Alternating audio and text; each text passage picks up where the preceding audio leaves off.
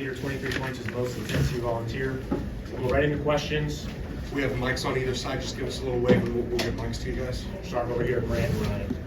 Rich, what does it say about your team to win with all the foul trouble y'all dealt with?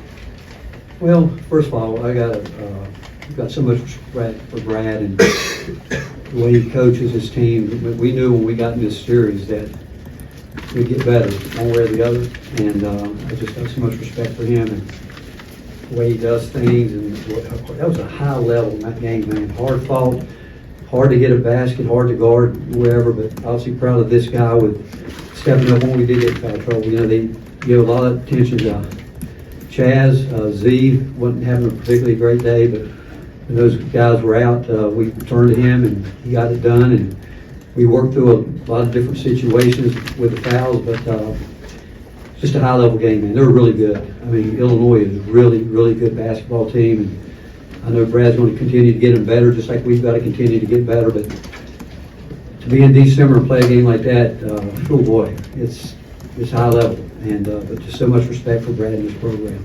I'm amazed how quickly he built this with what he lost, but the way, I mean, they've got so many weapons and the way they do things, and I'm excited about seeing the tape of that. I'm shocked that we were able to get it done, but with all that foul trouble, but these guys have found a way to do it. Jordan, did you even see the shot go in? And can you kind of take us what you saw, or take us through what you saw as you brought the ball up the floor? Definitely. As soon as I put it up on the glass, I looked through the hoop. I just saw it rattling up there, and then it finally went through, and then I saw my teammates come. But you know, we work on that play just about every day in practice and late game situations. So we were all prepared for the moment, and my teammates ran it perfectly, and they executed it. Hey, Coach, you said that you guys, sorry, right back here. You said that you thought this series would get you guys better. What did you feel like you learned about your team tonight in an atmosphere like this? Toughness. Being really, I'd only been here one time in my career, and it was back in 1985 or 86 when I was at Ohio State as an assistant with Coach Williams. And I remember being a pretty rabid place, but I just respect, and I've known Brad for a long time. You know, he and I share Bible scriptures every morning, and I got so much respect for him, and not just as a basketball coach, but as a person. And I know how hard he coaches his guys. I know how fundamentally sound they are. He knows how to put together a team to build a roster. We knew early, I thought it was great that when we came over for shoot around, people were already lining up around the building. We came out of the restaurant last night. There were some people, a group of students waiting on us from the Illini. And so I think our guys knew that the atmosphere was going to be what we expected it to be, but they got a taste of it 24 hours before it even started happening. But again, both teams played their hearts out. I'm telling you, we'll learn from it. They'll learn from it. And I told Brad, if we can both keep getting better, we've got a chance to both have pretty good years. Hey, Coach, right back here. What's up with the year 2 transfer jump? Like, it feels like you get guys, and you get them for a year, but keep them for that second year. They really elevate. And Jordan tonight just was so much better than what he showed in last year. Well, when his dad works for you, it's not hard to get him. You know? Actually, with Jordan, and he'll tell you this, his dad said, "I can't recruit him. You guys will have to do it."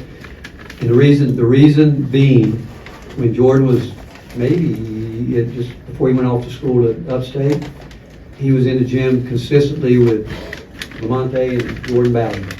And they actually told me, and two guys that had a great impact on our program said, if this guy ever wants to transfer, coach, you want him. Said he's one of our guys. And I thought about it, but I think loyalty to Dave Dickerson and the way Jordan felt about Upstate, he felt like he needed to stay there for 2 years. But there was no doubt, honestly, personally, I wanted him because I remember watching him play. And actually, first time I saw him play, he hit the game winner.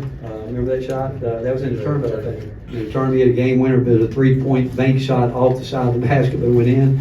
And his demeanor. But the reason was because of Lamonte and Jordan Bowden, really, is why. And he came in, he's worked really hard. He does everything that you want him to do. And I thought tonight's a big thing for him because we said, hey, man, we got to come through, you got to do it. And he worked really hard.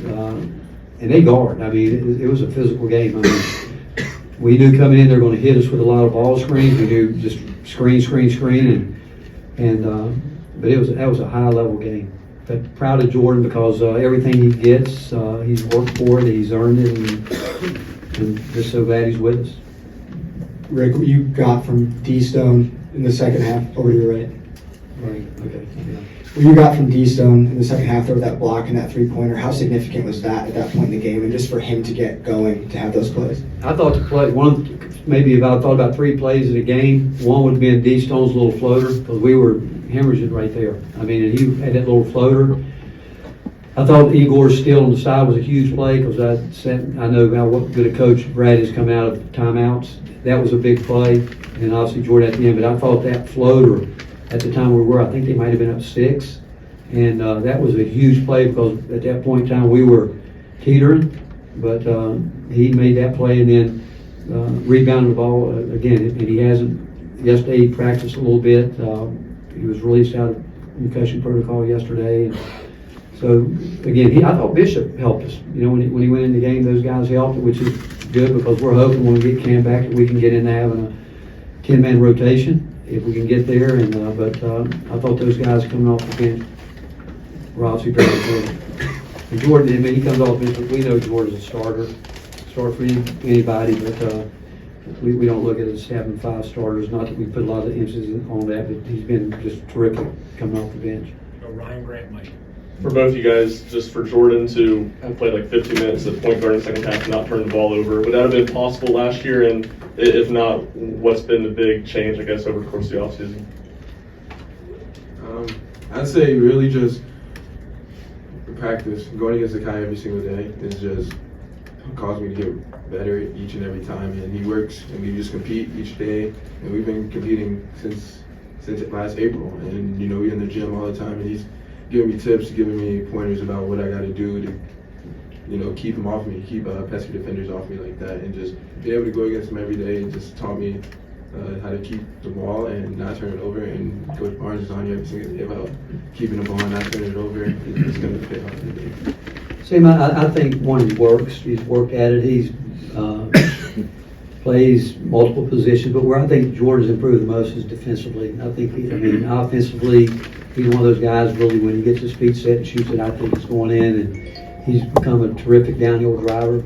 He's been able to start scoring at all 3 levels. But defensively, he's gotten better, but he said it, the competition that he and Shaq and Z and we're getting Chaz there, that's every day in practice. They honestly, they play the way they practice, and that's why they've gotten better. Jordan, did you feel like in the second half that you had to kind of take over because of the foul trouble, or did you feel like it's more just the flow of the offense and you were taking your shots?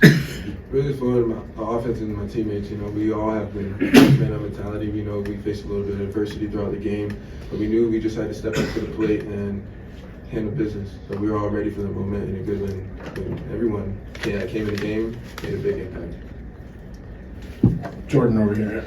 Can you walk us through that last segment? So when you catch the ball maybe at the timeline, are you thinking they're going to run another defender at you and you're going to have to find somebody, or were you just thinking you're looking right at the rim? Really, I saw the ball bounce, and I just gave it some reps so everyone could get set up. And then as soon as Igor popped open and he gave it back, I just saw my defender keep backing up, and he just kept backing up, and he was just dead in the water. And it was too late for them to send a double because there was probably 2 seconds left. And I was already at the rim at that point, but we executed it perfectly. I'm going to give you a little history lesson on that play. I was an assistant coach in 1980 at George Mason University. We didn't have a big recruiting budget, so we decided, Joe Harrington, the head coach, so we need to put out a monthly newsletter to all the coaches within a 250-mile radius and try to get George Mason on the map. And so I worked with our SID, and we came up with a segment of it where we were going to we called it Coach's Corner, where we were going to ask different coaches around the DC area or wherever to put together their favorite play. And so my first time I drove over to DeMatha High School and asked Morgan Wooten, legendary coach at DeMatha, I said, "Coach, you've been doing this a long time. I need you to give me your favorite play." And he said, "Okay," and he gave it to me. That's the play we ran today. So that play's been around a long time. And but Morgan, God rest his soul, was, again, it was his play and the first one we put in that newsletter that year. I saw one more hand up, so go to Mike for the last one. Jordan, how different is it playing over to your right? How different is it playing without Zakai for that long of a stretch, and why is this team able to do it with guys like Bishop stepping in there, what you're able to do, what Darlin Stone's able to do? Really, again, it's the next man up mentality, and everyone was ready, and just going back and forth with practice and just competing, and just having that mentality of getting better every day. Whenever you set foot on the court, it's no different, and everyone has a job on the team, and when you go in there and focus on it, it makes it a lot easier. All right, thanks everyone. Anyone else needs more Tennessee players?